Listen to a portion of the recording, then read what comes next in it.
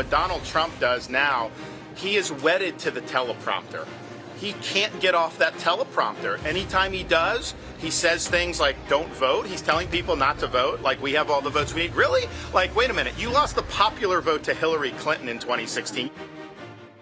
Welcome back to America Decides. That was Ron DeSantis with some tough words for Donald Trump while in New Hampshire.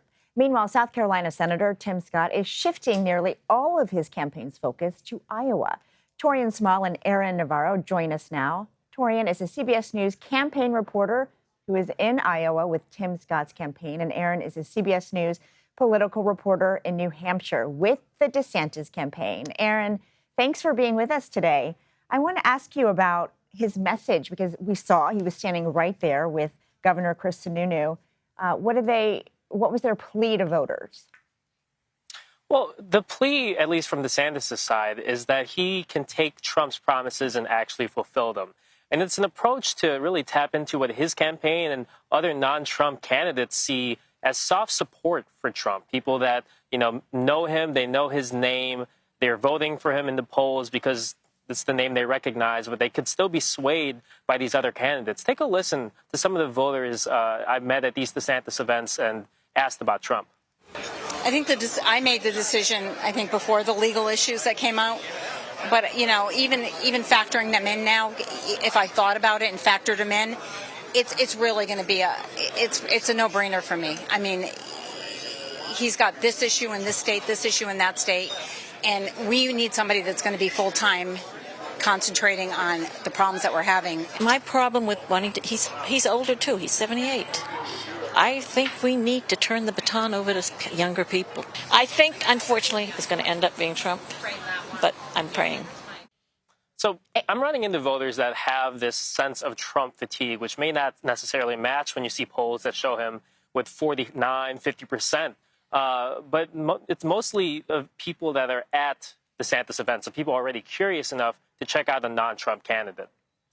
And Taurean, what about in Iowa? I mean, Tim Scott, he's betting big there. He's spending a lot of time there. Do you think that it's working for him, especially in getting out of the former president's shadow?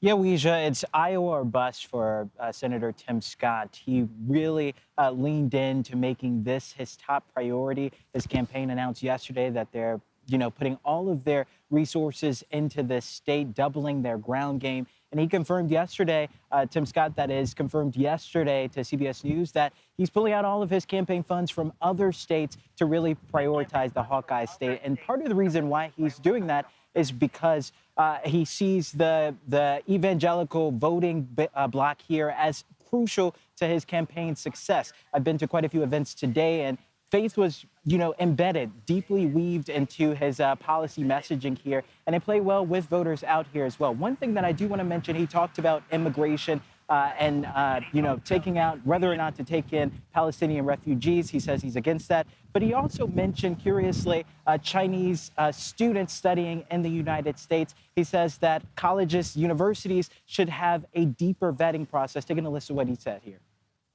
This is not necessarily the most popular thing I'm going to say, but just know we sometimes have to agree to disagree without being disagreeable. We have 300,000 Chinese students on college campuses across this country. I am concerned that we are more interested in their tuition than we are to whether they're reporting back to the Chinese Communist Party. I think we should do a better job of understanding who we're allowing on our college campuses. What makes that comment so curious is that he's talked about the Chinese Communist Party before, how the United States should focus on competition with them. He never really framed it as an issue between students, especially Chinese students, and America. Now, in terms of pushback, the folks here at this event in Creston, Iowa, applauded that line, essentially endorsing what he had to say about it. As we know, CCP versus the United States has been a big issue on the Hill, and now it's starting to bleed into the trail. And I know that both candidates are making the conflict in Israel a big issue, too. Aaron, I wonder today, did we hear anything more from DeSantis about how he says he would make decisions with regard to the Israel conflict?